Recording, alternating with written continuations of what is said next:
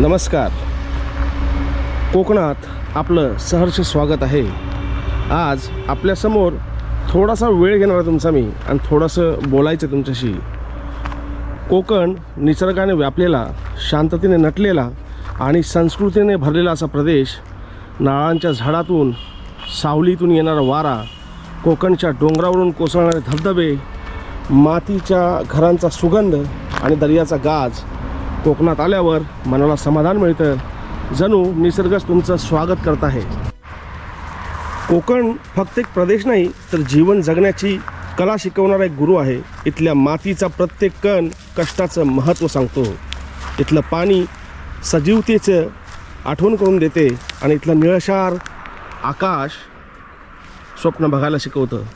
परंतु आज कोकण बदलतंय आणि हे बदल त्याच्या आत्म्याला सलतायत. कोणाच्या? कोकणाच्या. बघा या घराची अवस्था. आज या घराला पाहणारं कोणीच नाही आहे.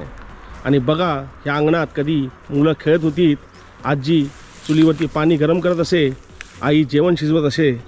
पैशाच्या मोहापायी किंवा शहरातील चमचमीत जीवनशैलीच्या अपेक्षेने लोक कोकण सोडून गेले.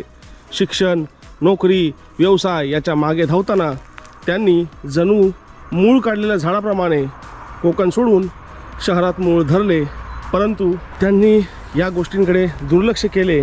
हे येणाऱ्या पिढ्या आपल्याला कधीही माफ करणार नाहीत, कारण आपण कोकणाचे देणेकरी आहोत. आज विकासाच्या मोहापायी आम्ही सर्व काही बनवलं.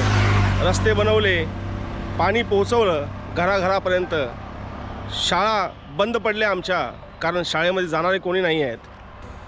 आणि ज्या लोकांसाठी विकास केला ती लोकच इथं राहायला नाही आहेत. आणि सगळी बाहेरची लोक, व्यापारी येऊन कोकणामध्ये धंदा करत आहेत. खरं आमचा कोकणी थोड्याशा पैशांसाठी थोडंसं धाडस करेल आणि व्यवसायात उतरेल तर हे कोकण परत गजबजेल, परत लोक आपल्याकडे येतील, पर्यटन वाढेल. जरासा विचार करा भावानो, थोडा त्रास होईल, थोडा गरजा कमी होतील तर खर्चही कमी होईल आणि परत आपलं कोकण भरेल आणि लोक परत अंगणात खेळतील, मुलं परत शाळेत जातील, बंद पडलेल्या शाळा परत चालू होतील. बघा, विचार करा. कोकणाची एक आर्त हाक आहे की कोकणात यावे. परत कोकणाला आपल्या कोकणी माणसांची गरज आहे.